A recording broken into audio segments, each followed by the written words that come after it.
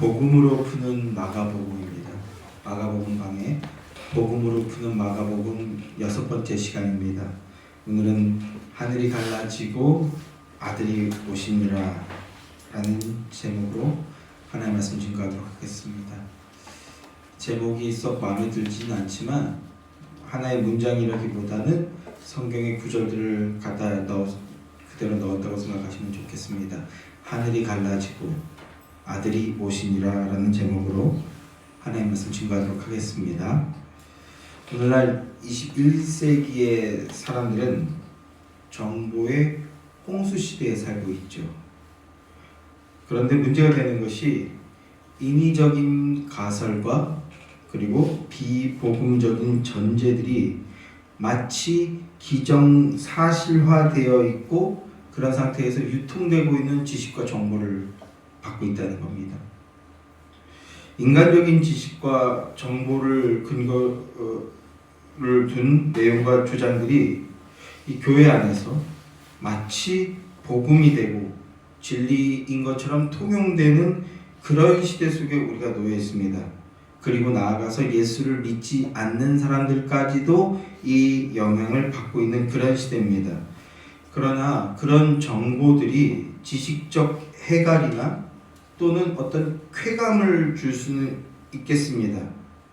그러나 그러한 지식과 정보들이 당장 내게 마음을 기쁘게 하고 어떤 쾌감을 줄 수는 있지만 그러나 영원한 생명을 주지는 못한다는 겁니다. 영원은커녕 몇 주도 가지 않아요. 우리 인생을 생명 가운데 이렇게 세우지 못한다는 겁니다. 거기엔 생명이 없고 생명의 능력이 없습니다. 오직 그리스도 복음에만 생명이 있고 생명이 능력이 있습니다. 그래서 이 기독교가 사라지지 않고 계속해서 이어져 나아가게 되는 것이죠.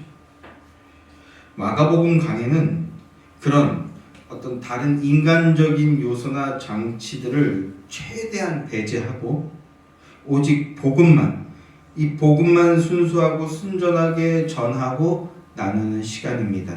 그래서 복음으로 푸는 복음서라고 이렇게 하는 것입니다. 이 복음서 강해를 통해서 여기 계신 여러분들 각 영혼들이 거듭남의 은혜를 누리고 그리고 거듭난 자들은 그 구원의 믿음의 뼈대가 더욱 깊고 단단하게 세워지게 되기를 주님의 이름으로 간절히 소망하고 축원합니다. 그런 은혜의 강해가 되기를 간절히 소망합니다. 자, 지난 시간에 성령의 세례에 대한 말씀을 나눴습니다. 성령 세례에 대한 말씀을 나눴어요. 길 예비자요 복음의 준비자로서 세례 요한이 증거한 것은요, 자신은 물로 세례를 주지만 자기 뒤에 오실 분이 있는데 그분은 성령으로 세례를 주시는 분이시다라는 것이었습니다. 그런데 사실 세례 요한도 누가 성령으로 세례를 주시는 분인지 정확하게 알지는 못했습니다. 요한복음을 보게 되면 하나님께서 내가 물로 세례를 주고 있을 때에 누군가에게 성령이 임하게 되면 그분이 장차 성령으로 세례를 줄 분이시다 라고 말씀하는 것을 보게 됩니다. 세례 요한이 물로 세례를 주고 있을 때 예수님이 오셨고 그 예수님께 세례를 행할 때 성령이 임하는 것을 보게 되는 겁니다. 그리고 이분이 장차 성령으로 세례를 줄 분이다라는 걸 그래서 소개하고 있는 것이 바로 세례 요한인 것입니다. 복음을 증거하고 있는 것이죠. 그래서 오늘은 예수님이 요단강에 오셔서 세례를 받으실 때 본문은 하늘이 갈라졌다라고 말씀을 하고 있어요. 그리고 성령이 비둘기같이 예수님께 임했다라고 하십니다. 그리고 또 하늘에서 음성이 나서 말씀하는데 뭐라고 말씀하신다고요? 너는 내 사랑하는 아들이다. 내가 너를 기뻐하노라 하십니다. 그래서 오늘은 이 세 가지 말씀들에 대해서 함께 상고해 보고자 합니다. 먼저 오늘 본문 중에서 1장 9절 말씀을 다시 한번 함께 읽겠습니다. 시작. 그때 예수께서 갈릴리 나사렛으로부터 와서 요단강에서 요한에게 세례를 받으시고 요단강에서 요한에게 세례를 받으시고, 자, 드디어 주인공의 등장입니다. 마가복음 짧죠. 그래서 많은 부분들을 생략하고 바로 주인공이 등장하는 겁니다. 자, 새 창조의 서막을 알리는 등장입니다. 그러나 그 자리에 있던 사람들은 그런 내용이라는 것을 알 리가 없죠. 근데 예수님께서 어디서부터 오셨다고 말씀하고 있습니까? 예수님이 어디에서부터 오셨다고 말씀하고 있어요? 갈릴리 나사렛이라고 합니다. 물론 태어나시기는요, 구약의 선지자들, 예언자들이 예언했던 대로 베들레헴에서 태어나셨습니다. 그러나 예수님께서 자라나신 곳은 이 나사렛이라는 곳입니다. 갈릴리 나사렛. 이 갈릴리 나사렛은요, 좀 쉽게 얘기하면 오늘날 좀 저속한 표현이지만 오늘날 표현으로 표현하면 말 그대로 듣보잡입니다. 듣보잡. 사람들이 전혀 알지 못하는 완전한 시골 동네입니다. 그래서 요한복음에 보면 나다나엘이 이런 말을 하죠. 나사렛에서 무슨 선한 것이 나겠느냐. 저분이 주님이다 라는 증언을 듣고 그래? 근데 저분이 어디서 오셨냐라는 걸 들었더니 나사렛? 나사렛? 거기 무슨 선한 것이 나오겠냐. 왜요? 너무나 시골이고 너무나 별 볼 일 없는 동네인 거예요. 사람들의 지금, 그러니까 주님께서 무엇을 보여주고 계시냐면 사람들의 예상과 육신적인 기대를 전혀 벗어난 곳에서부터 등장하고 있다는 겁니다. 인간의 기대의 수위를 벗어난 곳에서 나타나셨습니다. 나사렛에서 오신 예수님이 요단강에서 세례 요한에게 세례를 받으십니다. 여러분, 세례 요한의 세례는요, 죄인들이 받는 겁니다. 의인이 받는 것이 아니라 죄인들이 받는 게 세례입니다. 그래서 회개하라, 천국이 가까이 왔다라고 하면서 죄인들에게 회개의 세례를 받게 했습니다. 그런데 왜 성령으로 잉태되신 분, 죄를 알지도 못하시는 분, 죄가 하나도 없으신 분이신 하나님이 왜 세례를 받으셔야 하는 것입니까? 예수님이 왜 죄인들이나 받는 물 세례를 받으셨는가? 지난 시간에 요한의 세례를 설명하면서 물속이라는 것의 의미에 대해서 말씀을 나눴습니다. 성경을 떠나서도 사람들이 이 세상을 살아갈 때 이 세상의 삶의 고단함을 표현할 때 이런 표현을 쓰죠. 고해 같다. 이런 표현을 쓰죠. 고해. 고통의 바다, 괴로운 바다 같다. 내 삶이 고해 바다에 헤엄치는 것 같다. 이런 표현들을 합니다. 사는 게 쉽지 않다라는 뜻으로 하는 말인데 사람들은 성경에서도요, 물과 바다는 혼돈과 무질서의 세계를 의미하는 겁니다. 혼돈과 무질서 또는 리워야단, 뱀, 용 이런 것들이 갇혀있는 세상을 바다로 표현하기도 합니다. 그래서 지난 시간에 천지를 창조하실 때 이 땅이 원래 어디에 있었다고요? 이 땅이 원래는 물속에 갇혀 있었다라는 말씀을 드렸습니다. 물속에 갇혀 있었는데 하나님께서 말씀으로 그 물을 나눠버리세요. 그래서 윗물과 아랫물로 나누고 그 사이를 궁창, 즉 하늘이라고 명명하셨습니다. 그리고 아랫물에서는요, 물과 무트로 나누셨어요. 물과 육지를 분리시킨 겁니다. 그리고 그 육지를 땅이라고 부르시고 물은 바다라 부른다라고 하셨다고요. 그런데 노아의 홍수 때 온 세상이 다시 물에 잠겨버렸죠. 노아의 홍수 때 온 세상이 물이 잠긴 이유가 뭐라고 말씀드렸습니까? 사람들이 이 천지 만물이 하나님의 말씀으로 지어졌고 그리고 이 땅이 원래는 물속에 있었다라는 것을 일부러 잊어버리며 산다라는 겁니다. 사람들이 일부러 그것을 믿지 않고 일부러 잊어버리며 살아간다는 거예요. 그래서 그 하나님의 말씀을 믿지 않고 반역하는 자들을 심판하는 것이 노아의 홍수라고요. 그러면 노아의 홍수 때 구원을 받을 수 있는 길이 무엇이었습니까? 유일한 구원의 길, 노아가 만든 방주를 타는 거였습니다. 심판이 온다. 물이 옴으로써 우리가 심판받게 된다 하는 이 노아의 말을 듣고 노아가 준비한 방주를 타는 게 살아날 유일한 길이었습니다. 자, 그러면 그 방주가 무엇을 모형하는 것이었겠습니까? 그렇죠. 예수 그리스도를 모형하는 겁니다. 예수 그리스도 안으로 들어가야 산다라는 겁니다. 노아도 복음을 증거하는 것이죠. 오늘날 사람들도 이 배에 타야 합니다. 사람들이 물속에 빠져 있고 그 물에 잠기게 될 것이다라는 두려움을 가져야 됩니다. 그런데 사람들은요, 그 물속에서 살아가는 거 있는 것이 너무나 익숙하고 너무나 편안하고 심지어 어떤 이들은요 풍요롭게 살아가고 있어요. 그 물속에서. 노아의 홍수 때 그 방주에 사람들도 짝을 지어서 커플로 태웠고요. 동물들도 암놈, 이렇게 짝을 맞춰서 태웠습니다. 그런데 지금 살아있는 동물들 중에서 그때 거기에 안 탄 동물들도 있습니다. 어떤 동물이겠습니까? 방주에 타지 않았는데 살아남은 동물들. 물고기입니다. 물고기들은 방주에 안 탔어요. 그런데 물속에 있어도 힘들긴 힘들었겠죠. 물이 내려치고 휩쓸리고 막 갑자기 압력이 강해지고 하니까 힘들긴 했겠지만 그러나 물에 있어도 안 죽었습니다. 그래서 안 태웠던 거죠. 오늘 우리가 이렇게 그때 물고기처럼 마치 물속, 이 세상, 저주받은 바다와 같은 이 세상 속에서 살아가는데 그런데 거기에 익숙하게 살아가고 있다라는 겁니다.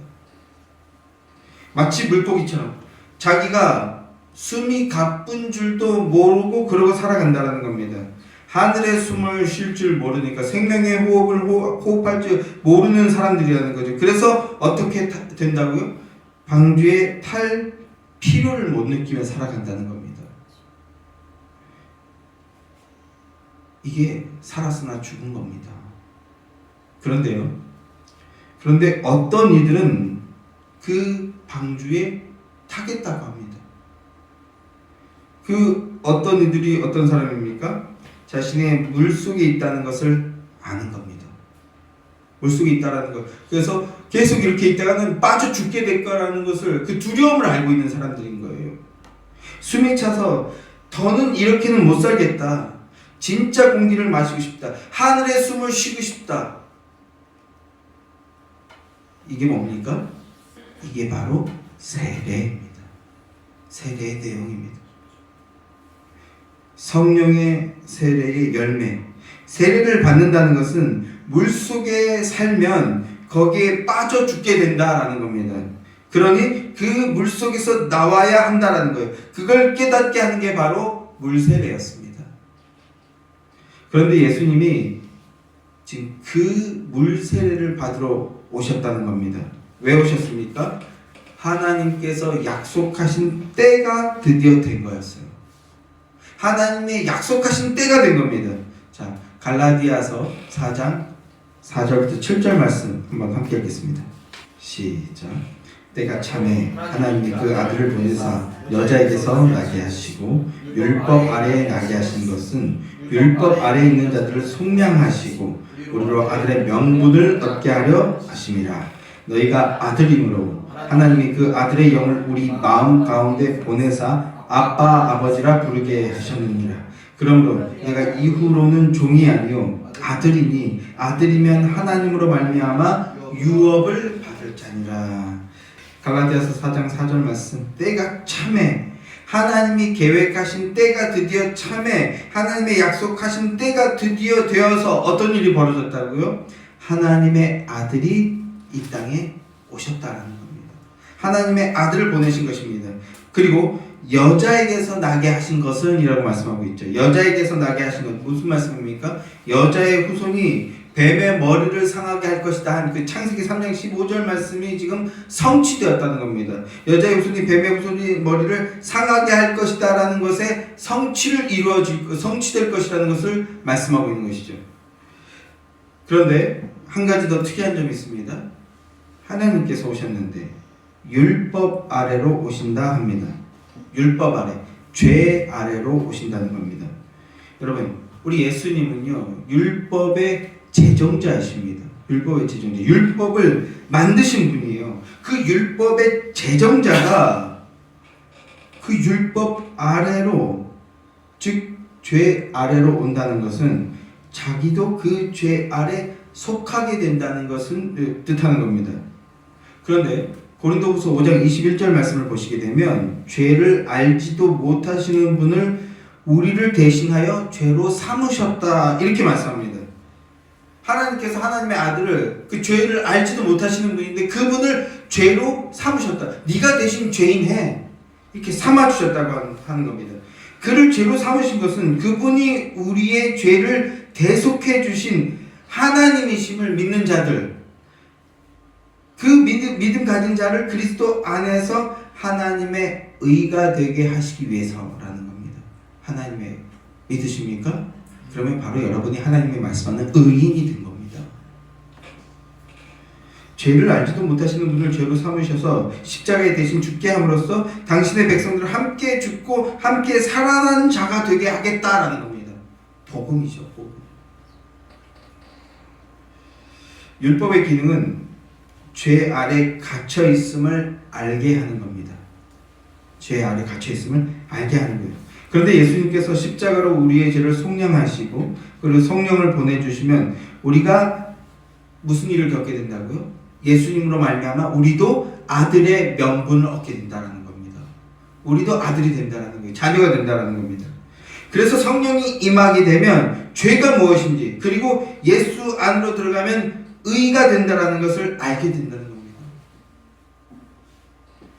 자, 이러한 일을 이루시기 위해서 죄를 알지도 못하시는 분이 죄인들이 받는 물세례를 그래서 받고 계신다는 겁니다.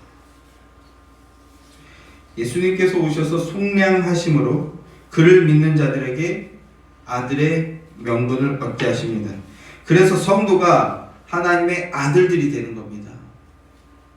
성령 세례가 임한 자들은 예수 그리스도 안에서 하나님을 아빠, 아버지라고 부를 수 있게 된다는 겁니다. 얼마나 은혜로운 말씀입니까? 얼마나 귀하고 복된 말씀입니까? 우리가 무엇이 간대요?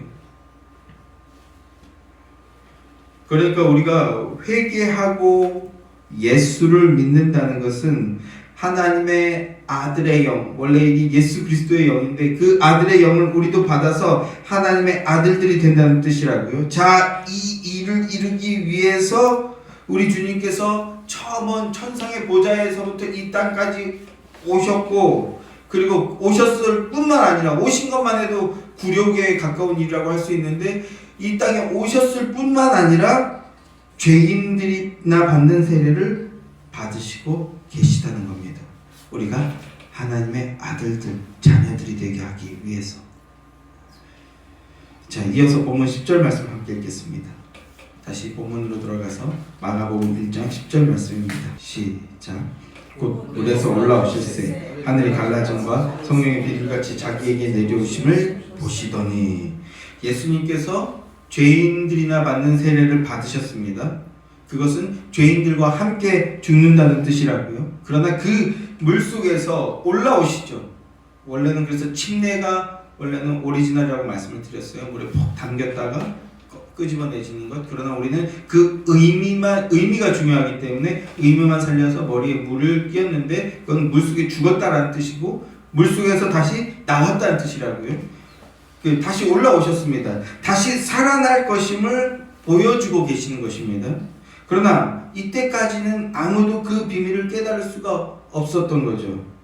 그런데 예수님께서 물에 올라오실 때 무슨 일이 벌어진다고 말씀하고 있습니까? 본문을 보니까 하늘이 갈라졌다 합니다. 하늘이 갈라졌다. 그리고 성령이 비둘기같이 예수님에게 내려오심을 보았다 합니다. 하늘이 열리고 성령님이 예수님께 임하셨다. 성령 강림이 임한 겁니다.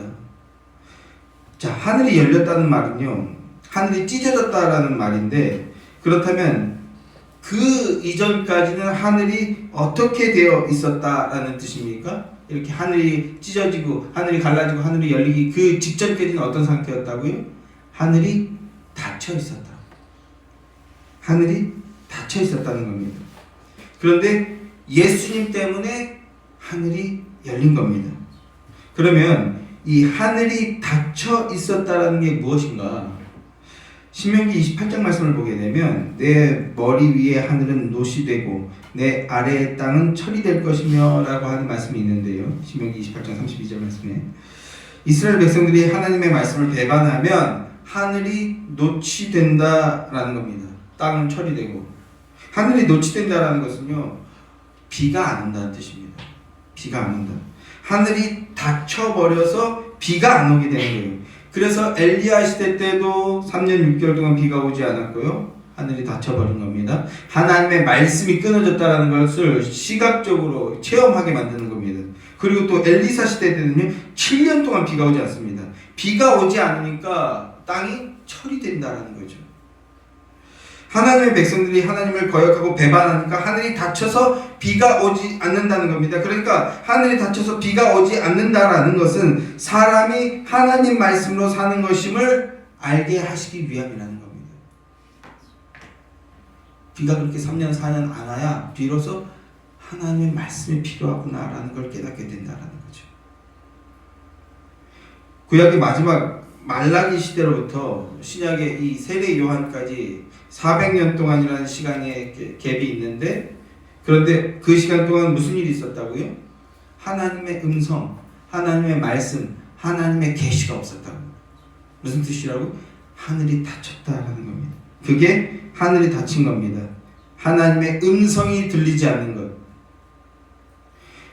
그런데 세례 요한으로부터 회개가 선포되고, 그리고 예수님께서 죄인들에게 물속에 함께 몸을 담그시고, 그리고 나오시자 무슨 일이 일어났다고요? 비로소 하늘이 열렸다라고 합니다. 하늘이 찢어졌대요. 이 하늘이 열렸다는 개념이 무엇인지 이사야서에 잘 나와 있습니다. 이사야서로 가보겠습니다. 이사야서 63장으로 한번 가보겠습니다. 이사야서 63장 15절부터 19절 말씀입니다. 시작.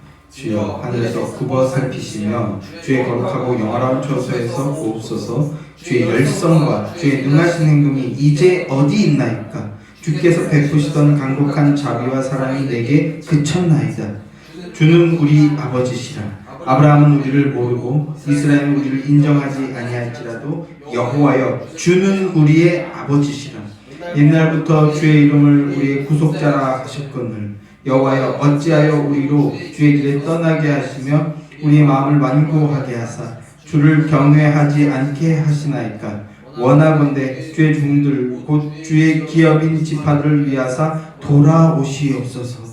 주의 거룩한 백성이 땅을 차지한 지 오래지 아니하여서 우리의 원수가 주의 성소를 유린하였사오니 우리는 주의 다스림을 받지 못하는 자 같으며 주의 이름을 일컬음을 받지 못한 자 같이 되었나이다. 자, 지금 이 말씀하고 있는 이 말씀의 상황은요, 이스라엘이 멸망이 된 상황입니다.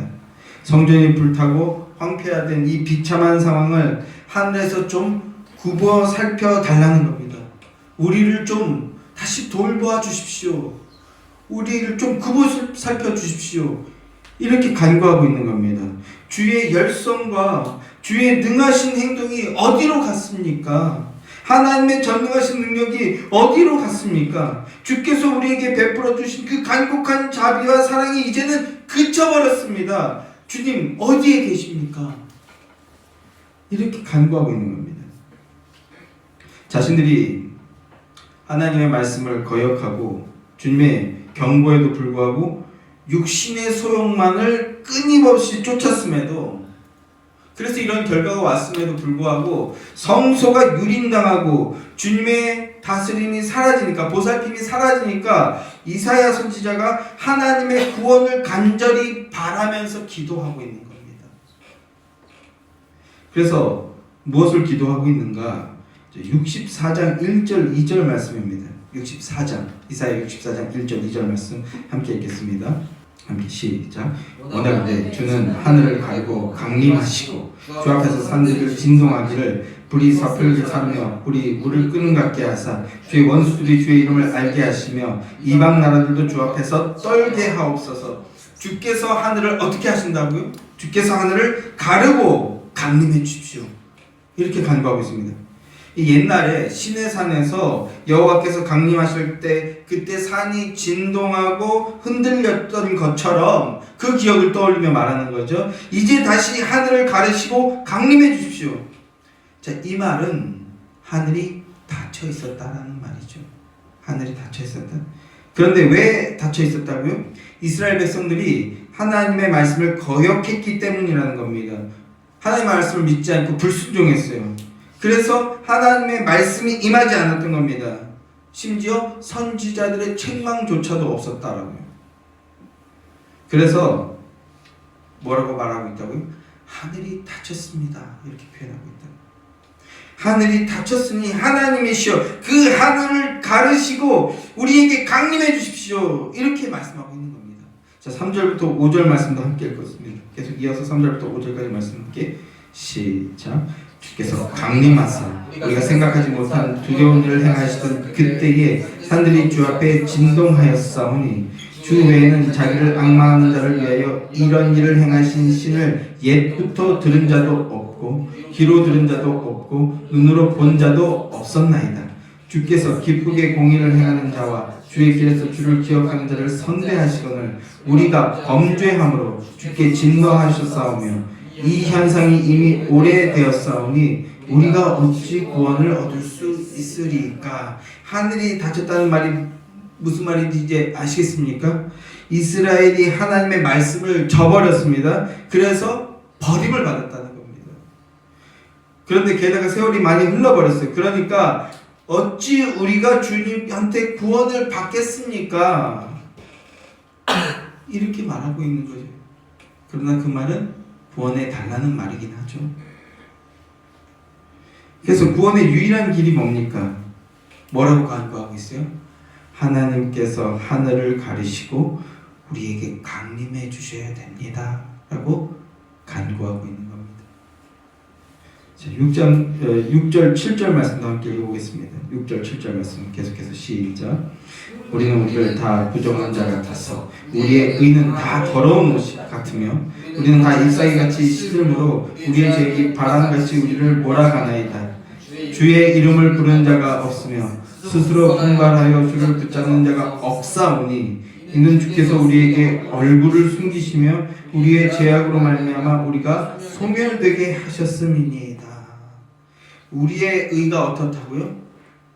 깨달은 자만 고백할 수 있는 거죠. 우리의 의가 다 더러운 옷 같다고 합니다. 누더기 같다고 말하고 있어요. 누더기. 오늘날로 치면 애기 기저귀, 똥 싼 기저귀처럼 더러운 상태라는 겁니다. 우리의 의가. 그러니까 지금 자기들이 의롭다가 한 것들, 자기의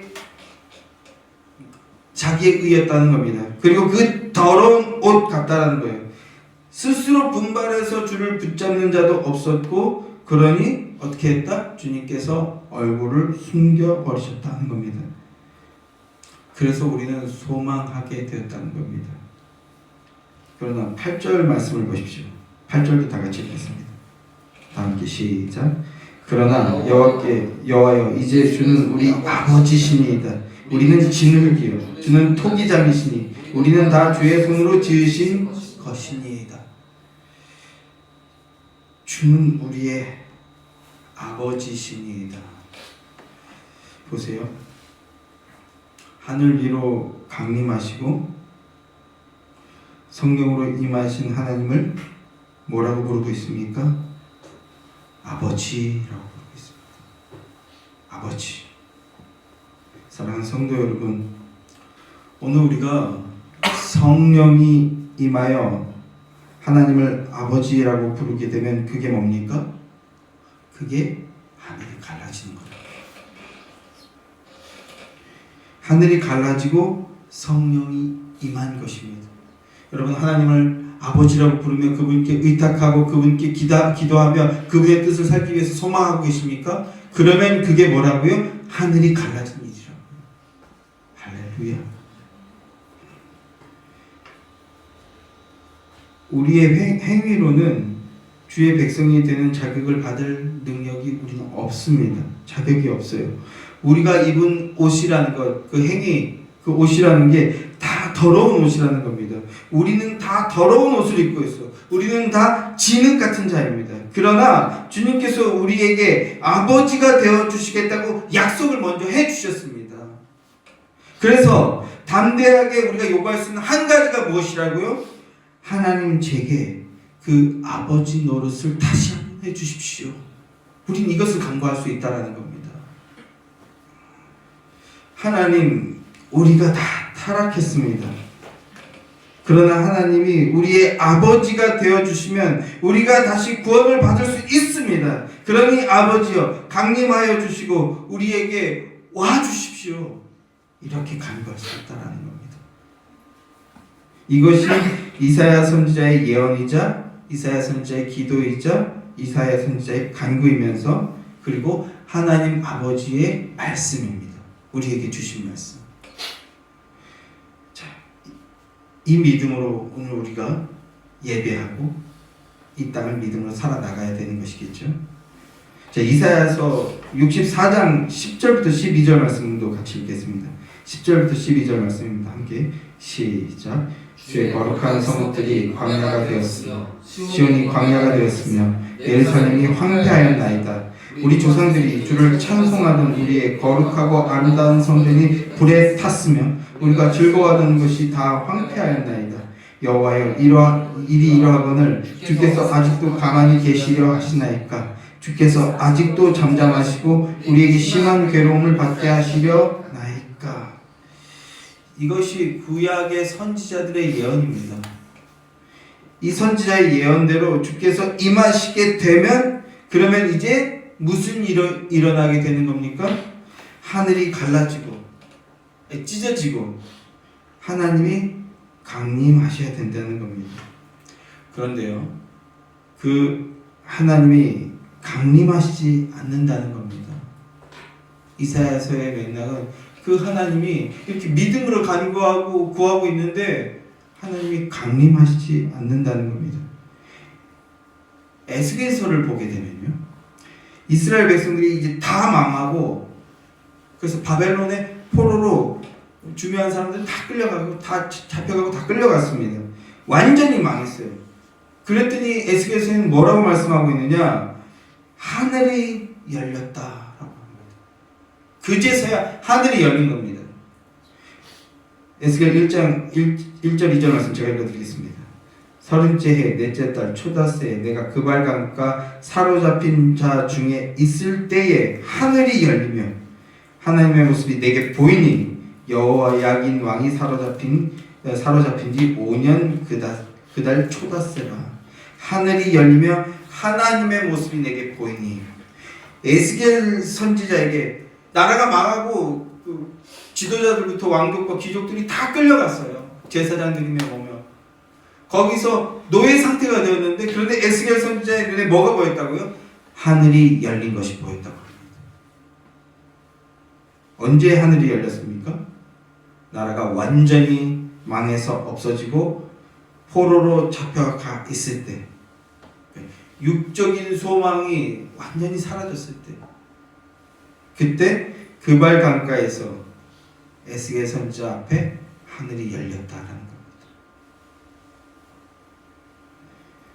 성도 여러분, 그럼 우리에게도 언제 하늘이 열리겠습니까? 이 역설을 믿음 있는 자는 이해하게 되죠. 언제 하늘이 열리게 됩니까? 물속의 세상에서 완전히 망해야 하늘이 열립니다. 아랫물, 이 저주의 바닷속에서 완전히 망했을 때 내 의와 내 힘으로 되지 않는다는 것을 깨닫고, 그래서 하나님만 의지하고 하나님만 따르겠다라고 소망하는 그 믿음 가졌을 때, 그래서 하나님을 자꾸 구하고 의지하게 될 때, 그때 비로소 하늘이 열리게 된다라는 겁니다. 예수님께서 세례를 받으시자 하늘이 갈라졌다는 것은 이제 분리되었던 하늘과 땅이 다시 연결되었다는 걸 보여주는 겁니다. 연결될 수 있게 되었다. 그뿐만 아니라 완전히 새로운 세상의 열림을 보여주는 묵시적인 종말론적인 내용이 되는 겁니다. 사람의 의와 수고와 행위와 노력이 아니라 예수님의 의, 예수님의 은혜로 됨으로 예수님의 은혜로 기대하고 소망하고 의지하는 자들의 그 믿음의 시대가 열렸다라는 것입니다. 자, 본문 11절 말씀을 다시 한번 마지막으로 읽겠습니다. 마가복음 1장 11절 말씀입니다. 시작. 하늘로부터 소리가 나기를 너는 내 사랑하는 아들이라 내가 너를 기뻐하노라 하시니라. 예수님께서 세례를 받으시고 올라오시자 하늘에서부터 소리가 납니다. 복음서를 보면 중요한 전환점 때마다 하나님께서 친히 음성을 들려주시는데요. 소리가 나기를 뭐라고 말씀하고 있습니까? 이 너는은 누굽니까? 예수님입니다. 예수님. 아들에 관한 말씀을 할 때 첫째는 예수님입니다. 그런데 그 예수 그리스도 안에 들어간 자들도 이제 그 아들들의 명분을 얻게 되는 것이라는 것. 이거를 분명하면서 말씀을 보시게 되길 소망합니다. 너는 누구냐? 예수님을 향해서 너는 내 사랑하는 아들이라 내가 너를 기뻐하노라 합니다. 자, 여기서요. 하나님께서 예수님을 기뻐하신다는 말씀이 무슨 뜻일까요? 자기를 비워 종의 모습으로 죄 아래로 오셔서 죄인들이 죽는 죽음을 죽으시고 그리고 살아나심으로써 하나님의 백성들을 구하여 품에 안고 함께 올라오시는 것입니다. 그러니 어찌하여 기뻐하시겠습니까? 물속에 들어갔다가 나오시는 것이 앞으로 일어날 그 일의 모형이고 또 예수님이 모델이 되는 겁니다. 모델입니다. 진정한 세례가 무엇인지 보여주는 모델이 되시는 거예요. 자, 이 내용은 이제 복음서의 서막을 여는 내용이죠. 문예적으로 봤을 때는요, 제가 드라마 볼 때마다 애들한테 자주 하는 말이 있는데 제일 어떤 사건이 벌어지는 건 저건 앞으로 벌어질 사건이 어떠한 내용인지 미리 보여주는 거야. 그걸 복선이라고 하죠. 복선. 이제 복음서에서 어떤 일이 벌어지게 될지를 미리 보여주는 복선에 해당한다고 할 수 있는 겁니다. 그러니까 지금 예수님께서 죄인들의 세례를 받고 계시지만 그러나 진짜 세례는 무엇이라고요? 십자가가 진짜 세례인 겁니다. 진짜 세례. 그리고 부활입니다. 십자가의 죽으심과 부활이 진짜 세례라는 겁니다. 그래서 예수님께서 물로 세례를 받으시고 올라오실 때 하늘이 갈라지는 것은 예수님이 홀로 받으시는 진짜 세례, 즉 십자가를 통해 진짜로 하늘이 찢어지게 될 것을 힌트해주고 있는 것이라고 할 수 있는 겁니다. 여시는 거죠. 자, 예수님께서 세례를 뱉고 나오실 때 하늘에서 음성이 나기를 나의 사랑하는 아들이다라고 합니다. 마가복음은 시작부터 아들을 강조하고 있는데요. 이 말씀은요, 이사야서 42장 1절에 나오는 말씀을 그대로 차용한 겁니다. 자, 이사야서로 또 한번 가보겠습니다. 이사야서 42장 1절 말씀입니다. 이렇게 시작. 내가 붙드는 나의 종, 내 마음에 기뻐하는 자, 곧 내가 택한 사람을 보라. 내가 나의 영을 그에게 두었은즉 그가 이방에 정의를 베풀리라. 하나님이 붙드는 종, 하나님이 기뻐하는 자, 곧 택한 자에게 성령을 주신다 하시는데 예수님을 말씀하는 겁니다. 이것은 예수님 말씀하는 거예요. 구약의 모든 내용들이 전부 다 예수님을 향한 말씀이라는 것을 기본으로 단단하게 깔고 가시기 바랍니다.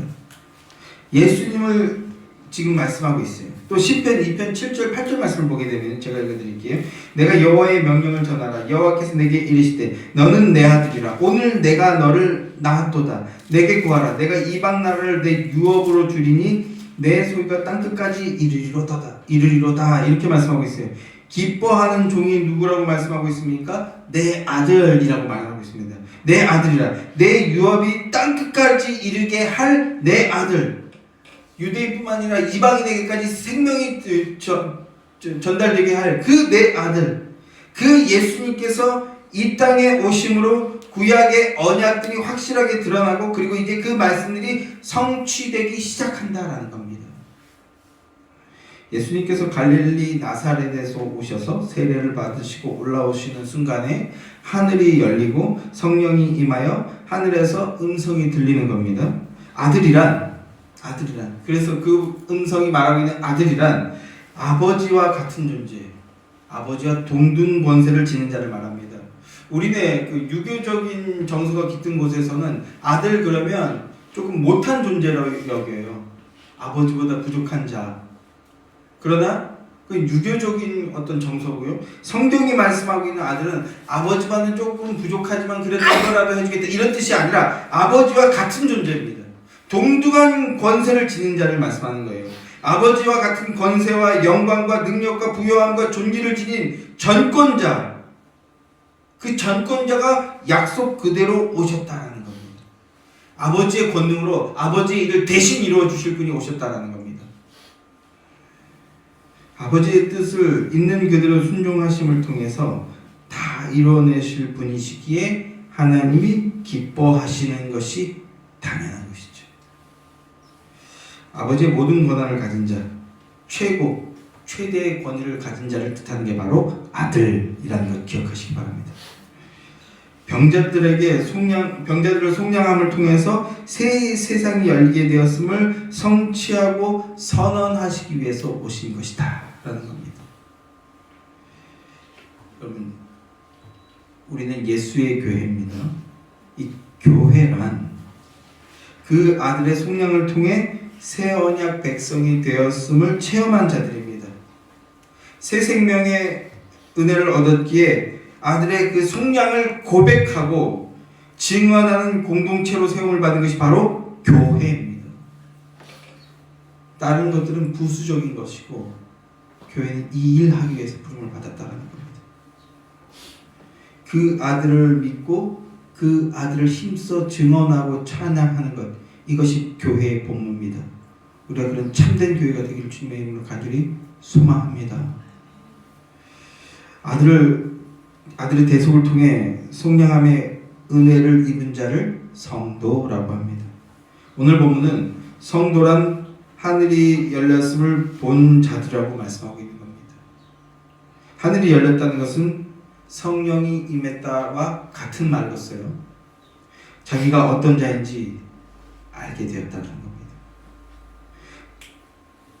네 죄가 이거야 라고 막 알려주는 적이 없어요. 체험하신 분들 계실 거라고 생각합니다. 그런데 성령이 임하자 내가 지은 죄가 무엇인지 깨닫게 되어서 고백하며 회개하여 예수를 구주로 믿게 되는 겁니다. 이 일을 이루시기 위해서 누가 오셨다고요? 아들이 오셨다는 겁니다. 아들. 그 아들 주 예수를 구주로 믿고 고백하게 되므로 나 같은 죄인이 용서함 받음으로 지극한 화평함을 얻음이 은혜입니다. 내가 바로 그 은혜 받은 자입니다 라고 고백하게 됩니다. 이게 무슨 나라입니까? 이게 하늘나라, 하나님 나라 백성의 모습입니다. 하늘이 열렸다는 뜻입니다. 하늘의 열림을 체험하고 하나님 나라 천국을 체험하는 복을 누리는 여러분들 되시기를 주님의 이름으로 축원합니다. 말씀을 맺겠습니다. 유대인이나 이방인이나 주 예수의 은혜로 구원을 받게 된다는 이 복음이 예수님께서 세례로 하늘을 가르시는 일입니다. 물로 세례를 받으신 것은 의인으로 죄인과 연합되시기 위하여 받아주신 것입니다. 의인이 죄인과 함께 연합되어 죽고 살아남으로써 죄인이 그리스도와 함께 죽고 살아난 자가 되는 것, 이것이 성령 세례라고요. 성령 세례가 임하면 무슨 손에서 갑자기 이렇게 해가지고 여러분들이 막 자빠지게 되고 막 저게 무슨 뭐 요란한 현상들이 나타나게 되고 이런 게 아니라 성령 세례란 내 죄를 깨달아 나의 죄를 깨끗게 하고 새 생명을 주신 예수님을 구주로 고백하게 되는 것. 그래서 그 예수 그리스도로 말미암아 하나님을 사랑하며 살아가게 되는 것. 이게 성령 세례라고요. 성령 세례로 충만한 여러분들에게 주님의 이름으로 축원합니다. 그런데 이 물 세례는 힌트이자 예고인 겁니다. 진정한 세례는 십자가입니다. 물 세례는 십자가 세례를 보여주는 그림자이고 십자가로서 자기 백성들을 함께 끌어안고 죽으시고 함께 살아나시고 그리고 함께 하늘 보좌에 앉히시겠다라는 것입니다. 하늘이 갈라지는 것은 이걸 보여주시는 것입니다. 그래서 성령이 임한 자들은 말씀과 성령을 통하여 자기 죄를 알고 하나님의 아들 예수 그리스도를 주로 믿음으로 영원한 생명을 얻습니다. 그러니까 예수님이 누구신지 알고 믿고 따르는 것이 바로 하늘이 갈라지는 것, 하늘이 찢어지는 것, 하늘이 열린 것입니다. 열린 하늘을 체험하고 열린 하늘의 백성으로 살아가는 여러분들이 되시기를 주님의 이름으로 축원합니다.